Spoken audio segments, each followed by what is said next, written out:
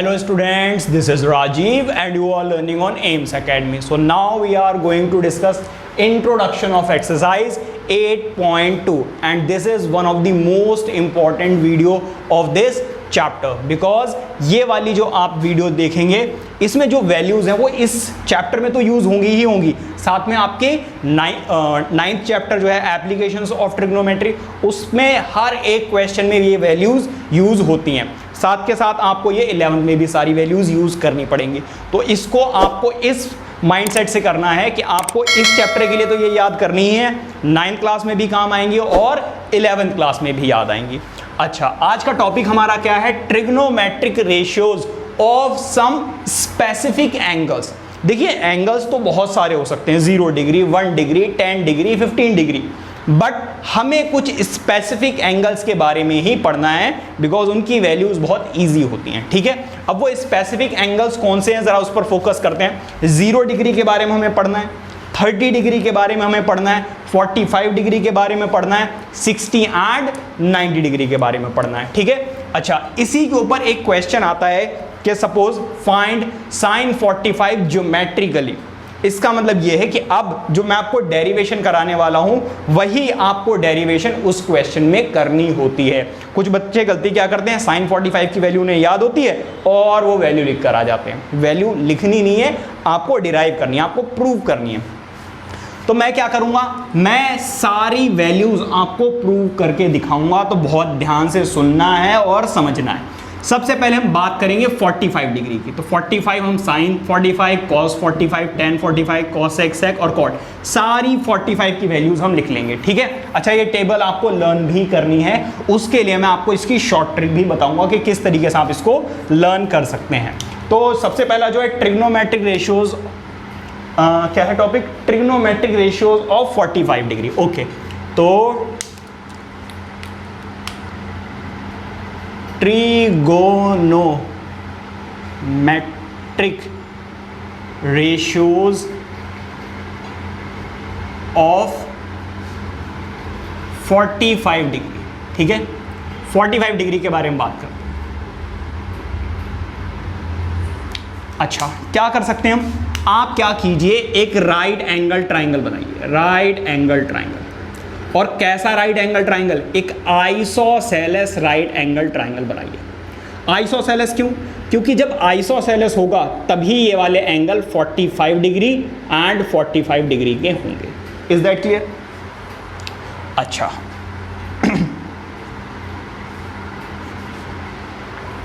अब देखिए जरा क्या करेंगे आप।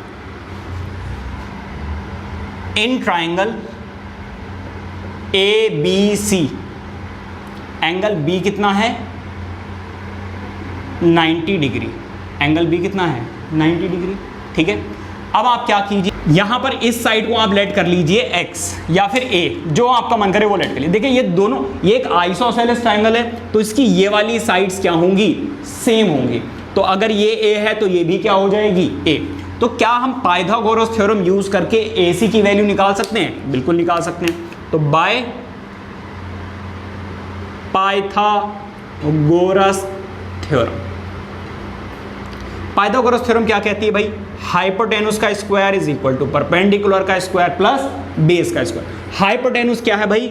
AC, तो AC का स्क्वायर। परपेंडिकुलर क्या है भाई? BC का स्क्वायर। बेस क्या है यहां पर? AB, तो AB का स्क्वायर। AC नहीं पता लेकिन BC तो पता है, कितना है? A, तो A का स्क्वायर। AB A का स्क्वायर, तो AC का स्क्वायर कितने हो गए? 2A square. A square plus A square कितने हो गए? 2A square. ये स्क्वायर है, उधर जाकर क्या लग जाएगा? ये लग जाएगा भाई साहब स्क्वायर रूट। अब देखिए इसका स्क्वायर नहीं है लेकिन इसका तो स्क्वायर है, तो इसके स्क्वायर से स्क्वायर रूट कट जाएगा तो A तो आ जाएगा जी बाहर और वैल्यू कितनी आ जाएगी? A√2। हमें क्या निकालना है? हमें निकालना है जी साइन 45, कॉस 45, टेन 45, कॉसेक 45, सेक 45 और लास्ट में हम निकालेंगे कॉट 45। साइन का फॉर्मूला क्या होता है, P/H। अच्छा, इसकी वैल्यू आ चुकी है, अब देख लो जरा, इसकी वैल्यू आ चुकी है कितनी, A√2। अच्छा, अब अगर मैं 45 डिग्री के एंगल के अकॉर्डिंग देखूं तो ये वाली साइड परपेंडिकुलर, ये बेस और ये हाइपोटेनस, इसको भी ले सकते हो, कुछ भी फर्क पड़ने वाला नहीं है क्योंकि दोनों ही एंगल्स सेम हैं। अच्छा जी, परपेंडिकुलर कितना है, A, हाइपोटेनस कितनी है, A√2, A से A कैंसिल आउट, इसकी वैल्यू कितनी आ गई, 1/√2। कितनी आ गई, 1/√2। कॉस की वैल्यू जरा देखिए, कॉस का फॉर्मूला होता है B/H। B की वैल्यू कितनी है, A, H की वैल्यू कितनी है, A√2, कैंसिल आउट 1/√2। इसका मतलब साइन 45 डिग्री, कॉस 45 डिग्री, दोनों की वैल्यू कितनी होती है, 1/√2। कैसे करोगे इसको, सपोज कहीं पर लिखकर आ गया कि भाई बताइए cos 45, तो आप cos 45 की जगह पर क्या लिख दोगे, 1/√2, सिंपल सा है, ठीक है। अच्छा, tan की बात करते हैं, tan में क्या होगा, tan का फॉर्मूला क्या होता है, P/B, फॉर्मूला होता है जी P/B। P की वैल्यू भी A, B की वैल्यू भी A, कट्टम कुट्टी, आंसर कितना आ गया, 1। तो tan 45 की वैल्यू कितनी होती है, 1, ठीक है। अच्छा, cosec की फॉर्मूला होता है जी H/P, H की वैल्यू A√2 और P की वैल्यू A से A गियो और आंसर √2 आ गियो, समझ गए। तो ये आ गया भाई कितना, √2। नेक्स्ट sec 45, H/B, H की वैल्यू है जी 2√2, अगर कट गया तो सुन लो भाई। B की वैल्यू है A से A कैंसिल आउट, दोबारा से वैल्यू कितनी आ जाएगी, √2। क्या आ जाएगी भाई, √2, ठीक है। अब आ जाइए किस पर, cos 45 पर। फॉर्मूला क्या होता है, B/P, B/P, B की वैल्यू भी A, P की वैल्यू भी A, आंसर कितना है बेटा, 1, ठीक है। अच्छा, तो ये तो आ गई हमारे सारे 45 डिग्री की वैल्यूज। अब हम देखेंगे 30 और 60 डिग्री की वैल्यूज। अच्छा, क्वेश्चन कैसे आता है जरा ध्यान दीजिए, क्वेश्चन कैसे आता है आपके एग्जाम में, वो आपसे कहेंगे फाइंड cos 45 डिग्री ज्योमेट्रिकली,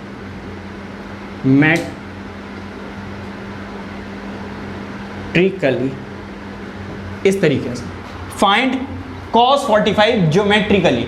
तो इसका मतलब यह है कि आपको यह सारा करके sin 45 नहीं बताना, डायरेक्टली आप cos का फॉर्मूला लगाइए और आंसर पाइए। तो इसको आपको सॉल्व करके यानी कि प्रूव करके दिखाना होगा, ठीक है।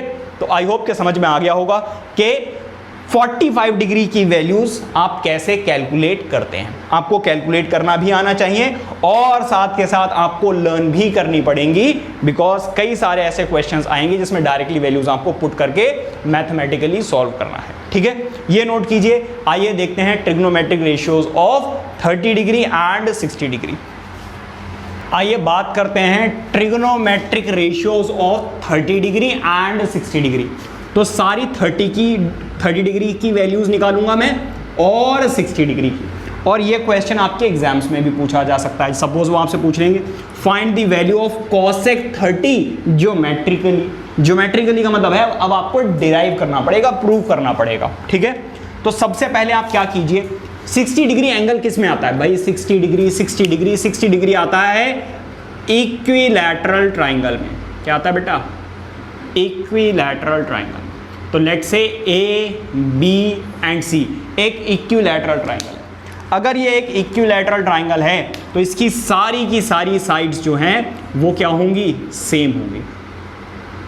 लेकिन मैं क्या कर रहा हूं, इसकी साइड्स को 2A ले रहा हूं। क्या ले रहा हूं, 2A। क्यों सर, ऐसा क्यों कर रहा हूं, उसके पीछे वजह है, आपको भी समझ में आ जाएगा। भाई इक्वल तो हैं, इक्वल होनी चाहिए, चाहे आप A लें या 2 लें, डजंट मैटर। इससे आपकी कैलकुलेशन इजी हो जाएगी, इसलिए मैंने ऐसा किया है, ठीक है। अच्छा, मैंने क्या किया, इसके ऊपर एक, अच्छा एंगल सारे के सारे कितने डिग्री के हो जाएंगे, 60 डिग्री, 60 डिग्री और ऊपर वाला भी 60 डिग्री। अब मैं क्या कर रहा हूं, मैं इसके ऊपर मीडियन ड्रॉ कर रहा हूं। क्या ड्रॉ कर रहा हूं, मीडियन। और उस मीडियन का नाम मैंने रख दिया AD। आपको पता है इक्विलैटरल ट्रायंगल की जो मीडियन होती है वो परपेंडिकुलर होती है थर्ड साइड के ऊपर, साथ के साथ ये वाली जो परपेंडिकुलर मीडियन जो है वो किसी भी साइड को 2 इक्वल पार्ट्स में डिवाइड कर देती है। तो होगा क्या, जरा देखिए, ये जो मैंने साइड अभी 2A ली थी, अब वो हो जाएगी A प्लस A क्या हो गया, 2A हो गया। अगर आप A लेते तो इसको आपको A/2 और A/2 लेना पड़ता, उससे होता क्या, वैल्यूज फ्रैक्शन में होती, आपको addition, subtraction, multiplication, division, LCM हर एक चीज में प्रॉब्लम आती। इसलिए मैंने इसको 2A लेट किया है, आप भी ऐसे ही करेंगे। तो अब आप क्या करेंगे, let triangle ABC is an equilateral triangle of sides 2A each, 2A लिख दो बस, ठीक है भाई। मैंने क्या किया, मैंने किया ड्रॉ अ मीडियन। आप इन दोनों ट्राइंगल्स को कॉन्ग्रुएंट भी प्रूव कर सकते हो, वो भी एक ऑप्शन है, अदरवाइज लिखकर भी काम चल जाएगा। Draw a median AD which is perpendicular to BC। AD median है जो BC पर परपेंडिकुलर है। यहां पर होगा क्या, जो BD है और जो CD है वो दोनों इक्वल हो जाएंगे, क्योंकि मीडियन क्या करती है, इन साइड को 2 इक्वल पार्ट्स में डिवाइड कर देती है। तो होगा क्या, ये हो जाएगा 2A का हाफ, ये क्या हो जाएगा 2A का हाफ। तो 2 से 2 कैंसिल आउट, साइड कितनी आ गई, A, ठीक है। अच्छा एक बात बताओ, मीडियन क्या करती है, ऊपर वाले एंगल को भी तो 2 पार्ट्स में डिवाइड कर देगी, ठीक है। ऐसा सिर्फ आइसोसेलेस में और इक्विलैटरल में ही होता है। अच्छा पूरा था 60, तो ये कितना हो जाएगा 30, ये भी कितना हो जाएगा 30। अब जरा फोकस कीजिए ADB पर, ADB triangle. Now in triangle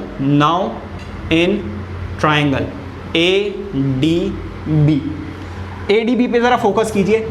अगर मैं एंगल 60 के हिसाब से देखूं तो परपेंडिकुलर मेरे पास नहीं है, बेस और हाइपोटेन्यूज तो है। तो बाय पाइथागोरस थ्योरम क्या कहती है भाई, पाइथागोरस थ्योरम ये कहती है जी P² + B² = H²। P क्या है यहां पर, AD, तो AD का स्क्वायर। बेस क्या है यहां पर, BD, तो BD का स्क्वायर। H क्या है यहां पर, AB, तो AB का स्क्वायर। AD की वैल्यू तुम्हें पता ही नहीं जी, कहां से पुट करोगे, ऐसे रहने दो। लेकिन BD की तो पता है, कितनी पता है भाई, A, तो A का स्क्वायर। और AB की वैल्यू कितनी है, 2A, स्क्वायर है तो स्क्वायर लगा दीजिए। अब देखिए जरा, ये देखिए इसका स्क्वायर करेंगे तो 4A², ये प्लस में है उधर जाकर माइनस, कितना आ जाएगा 3A²। इस स्क्वायर को उधर भेजेंगे तो AD की वैल्यू कितनी आ जाएगी, स्क्वायर रूट में 3A का स्क्वायर। अब देखिए इसका स्क्वायर से स्क्वायर रूट कट जाएगा तो A बाहर आ जाएगा, यहां से आपको वैल्यू मिल जाएगी किसकी, AD की। AD की वैल्यू कितनी आ गई, A√3। ढोल धमाके भी नहीं लेकर आने थे।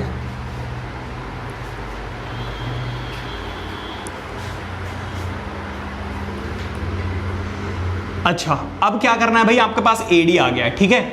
इसका मतलब ये वाली साइड आ गई आपके पास A√3, ठीक है। हमें 60 डिग्री की वैल्यूज निकालनी है, निकाल लीजिए भाई।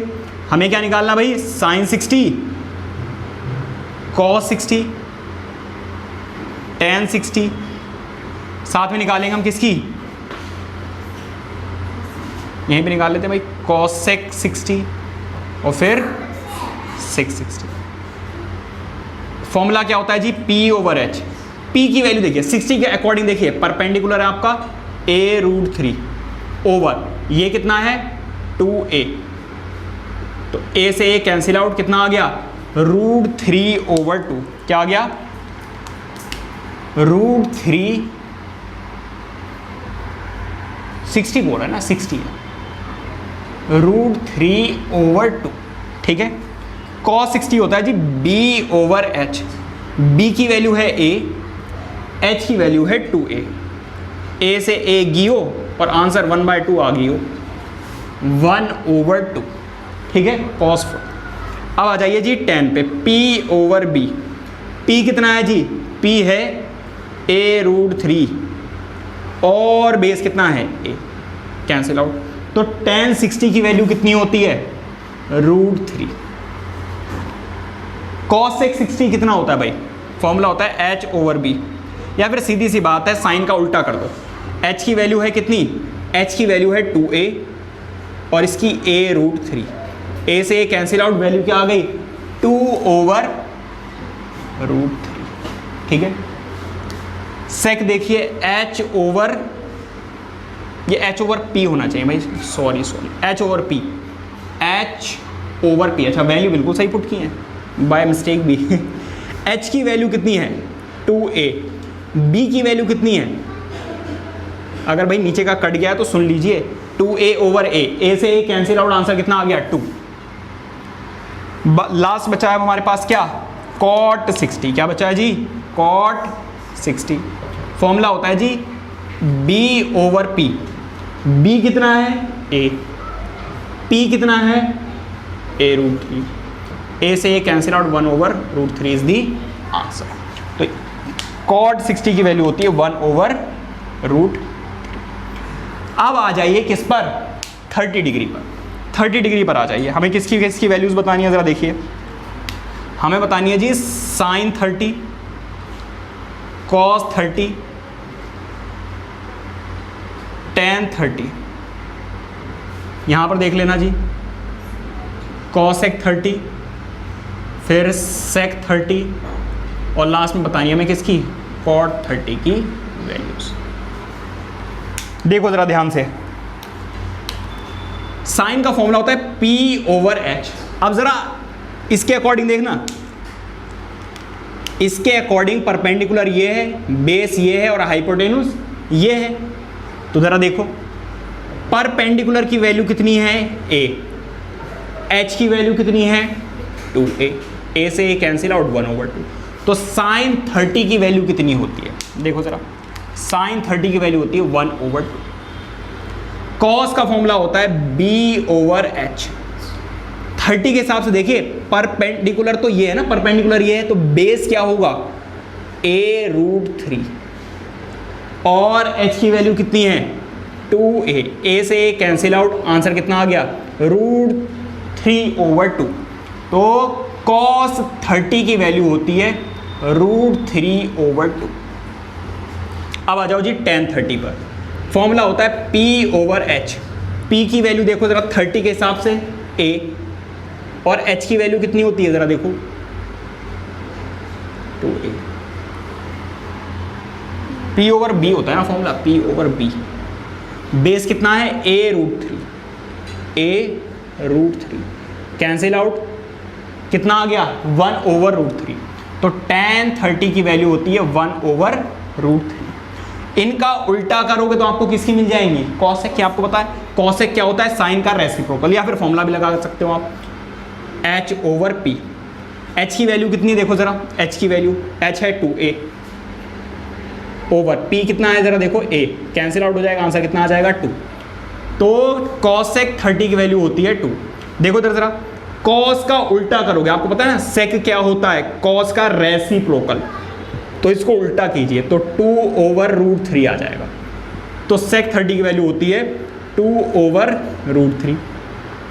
cot 30 होता है tan का रेसिप्रोकल, मतलब √3 ऊपर और 1 डिनोमिनेटर में, और डिनोमिनेटर में अगर 1 हो तो उसे लिखने की ज़रूरत नहीं है। अच्छा, जो ज्योमेट्रिकली वैल्यूज़ आपकी आएंगी वो या तो 45 डिग्री होगा, 60 या 30। मोस्ट प्रोबेबली आपका 60 या 30 ही रहता है, 45 भी बहुत बार आता है, ठीक है। तो इन दोनों की आपको अच्छे से प्रैक्टिस करनी है। जितनी वैल्यूज वो पूछेंगे सिर्फ उतनी बतानी है। अगर वो आपसे कहेंगे cos 30 की वैल्यू प्रूव कीजिए ज्योमेट्रिकली, तो आपको ये बाकी कुछ भी करने की जरूरत नहीं है, आपको डायरेक्टली क्या बताना है, cos 60 बताना है। ये मैंने प्रीवियस ईयर के क्वेश्चन की जो वीडियोस हैं उसमें अपलोड किया हुआ है, तो आप प्लेलिस्ट में जाकर वो वीडियोस देख सकते हैं कि किस तरीके से प्रूव करना है। बाकी ये नोट कीजिए, देखते हैं 0 डिग्री एंड 90 डिग्री की वैल्यूज। आइए बात करते हैं trigonometric ratios of 0 degree and 90 degree. इसमें आज सच आपको कुछ प्रूव नहीं करना है, बस समझना है कि किस तरीके से होगा, ठीक है। तो पहले 0 डिग्री एंगल बना लेते हैं कि किस तरीके से 0 डिग्री का एंगल बन सकता है। तो सपोज एक ट्राइंगल था इस तरीके से,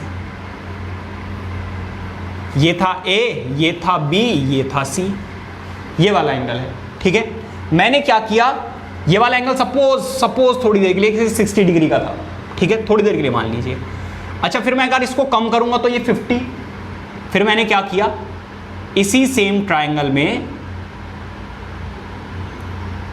इस वाली वैल्यू को थोड़ा डाउन कर दिया। अब क्या होगा, मैंने ऐसे कर दिया तो ये एंगल कम हो जाएगा। और आइए, फिर मुझे और कम करना था तो मैंने इसको और कम कर दिया। फिर मेरा मन किया, मैंने बिल्कुल इसके ऊपर ओवरलैप कर दिया। तो बेटा ट्राइंगल तो कुछ ऐसा था, लेकिन बेटा अब लाइंस क्या हो चुकी हैं, ओवरलैप हो चुकी हैं। ये है A, ये है B और यहीं पर आ चुका है अब C। समझ रहे हो ना। तो एंगल पहले 60 डिग्री था मान लीजिए, फिर मैंने 40 डिग्री कर दिया, फिर मान लीजिए 30 डिग्री कर दिया, अब 0 कर दिया। समझ गए ना। तो एंगल अब कितना है यहां पर, 0, ठीक है। तो अब मैं बात कर रहा हूं किसकी, sine 0 degree, cos 0 degree, tan 0 degree,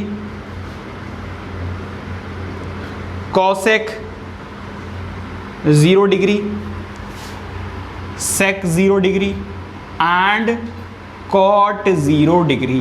ध्यान से देखना बेटा, फॉर्मूला देख लीजिए सबका, P over H, B over H, P over B, H over B, P, H over B and ये है आपका B ओवर P। एक बात बताइए जरा,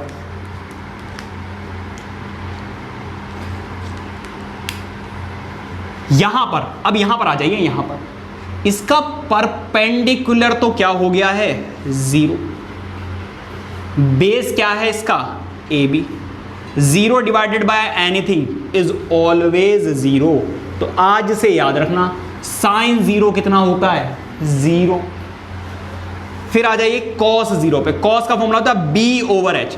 देखिए अगर ये था बेस, ये था परपेंडिकुलर और ये थी हाइपोटेन्यूज। भाई अगर एंगल A के अकॉर्डिंग हम देख रहे हैं तो ये है परपेंडिकुलर, ये है बेस और ये है हाइपोटेन्यूज। तो इस केस में जरा देखिए क्या हुआ, जो हाइपोटेन्यूज थी वो है AC और जो बेस था वो है AB। भाई बेस क्या है, AB और हाइपोटेन्यूज क्या है, AC। लेकिन जब इसके ऊपर ओवरलैप करते हुए आए तो जो AB और AC है वो दोनों सेम हो गए, दोनों की वैल्यूज क्या हैं, सेम है। तो ये कैंसिल आउट हो जाएंगे और आंसर क्या आएगा, 1। क्यों ऐसा हुआ, क्योंकि AB जो है वो AC के इक्वल आ चुका है। तो आज से याद रखेंगे कि cos 0 की वैल्यू कितनी होती है, 1 होती है। अब आ जाइए tan 0। tan का फॉर्मूला होता है परपेंडिकुलर, जो कि अब 0 हो चुकी है, और बेस तो हमारा क्या था, AB। 0 divided by anything is always 0।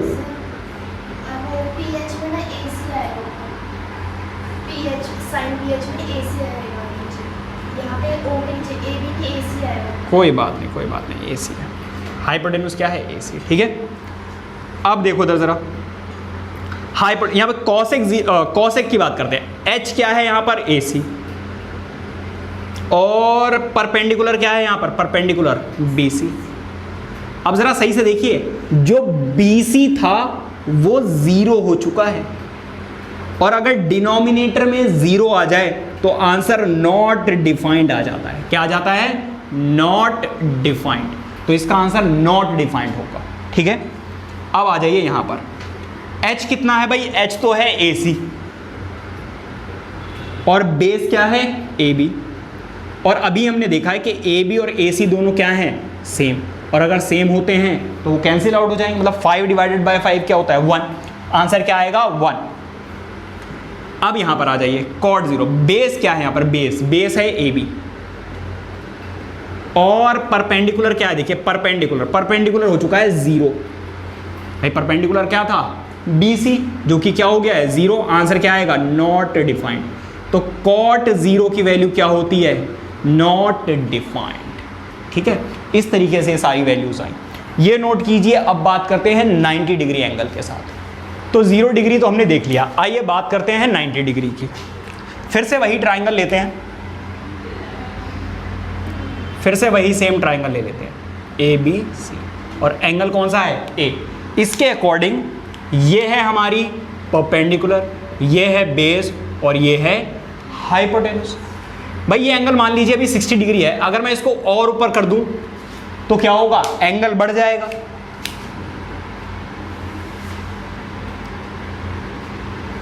अब मैंने क्या किया, इसको आगे लेकर गया। जब आगे लेकर जाओगे तो मान लीजिए अब ये यहां कहीं आ गया, ABC।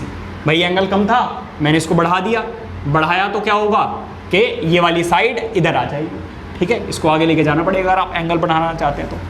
फिर मैंने क्या किया, इसको बिल्कुल और आगे लेकर आ गया, ऐसे बिल्कुल पास में लेकर आ गया। ये है A, ये है B, ये है C।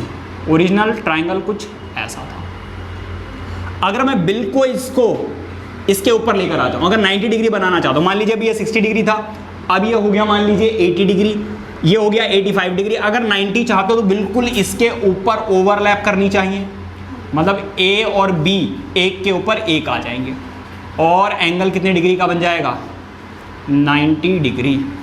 समझ गए। यहां पर क्या हुआ, यहां पर क्या हुआ जरा सही से देखिए।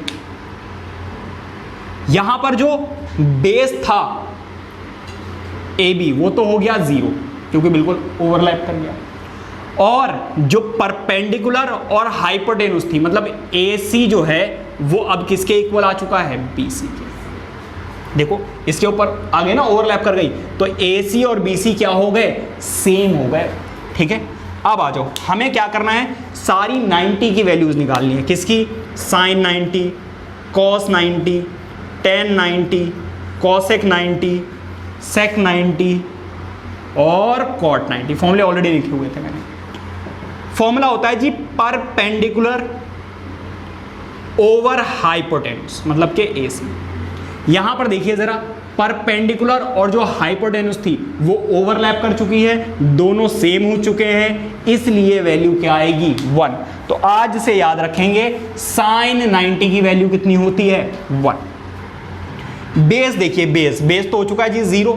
अब 0 के ऊपर हाइपोटेन्यूस क्या है, AC। 0 divide by anything is always 0, always 0। 10, यहां पर जो परपेंडिकुलर है वो तो था BC, और बेस क्या हो चुका है, 0। बेस क्या हो चुका है, 0, मतलब आंसर क्या आएगा, नॉट डिफाइंड। कभी भी डिनोमिनेटर में क्या आ जाए, 0, तो आंसर इन्फिनिटी नहीं होता है, क्या होता है, नॉट डिफाइंड। इन्फिनिटी अलग चीज है, नॉट डिफाइंड अलग चीज है। अच्छा, हाइपोटेन्यूस क्या है यहां पर, AC, और परपेंडिकुलर क्या है, BC। और जब मैं इसके ऊपर लेकर आया तो हाइपोटेन्यूस और परपेंडिकुलर क्या हो गए हैं, सेम हो गए हैं, तो ये कैंसिल आउट हो जाएगा। आंसर क्या आएगा, 1। तो कॉसेक 90 की वैल्यू कितनी होती है जी, 1। अब सेक पर आ जाओ, AC, हाइपोटेन्यूस क्या है भाई, AC, और बेस तो हो चुका है जी 0। बेस क्या हो चुका है, 0। तो सेक 90 कितना होता है, नॉट डिफाइंड। कॉट 90 की बात करते हैं, बेस क्या है, 0। अब परपेंडिकुलर क्या है, BC, आंसर क्या आएगा, 0। तो कॉट 90 क्या होता है, 0। अब आप अपनी बुक से क्रॉस चेक कीजिए, यही टेबल आपकी बुक में भी दी हुई है, ये आपको लर्न करनी है। भाई इसे इतनी बड़ी टेबल को आप लर्न करेंगे, टेंशन लेने की बिल्कुल भी जरूरत नहीं है। नेक्स्ट वीडियो में मैं इसको शॉर्ट ट्रिक से कैसे विद इन 2 to 3 मिनट्स आप खुद बना सकते हैं रफली, वो सिखाऊंगा, और कैसे वैल्यूज याद करनी है। ऐसे चुटकियों में विद इन 5 to 6 मिनट्स आपको ये सारी वैल्यूज याद हो जाएंगी, तो बिल्कुल भी टेंशन लेने की ज़रूरत नहीं है। आपको करना क्या है, वीडियो को लाइक करके चैनल को सब्सक्राइब करना है, बेल आइकन को ऑन रखना है ताकि जैसे ही मैं नेक्स्ट वीडियो आपके लिए अपलोड करूं आपके पास नोटिफिकेशन सबसे पहले आ जाए और विद इन 5 मिनट्स ये सारी वैल्यूज आप याद कर लो।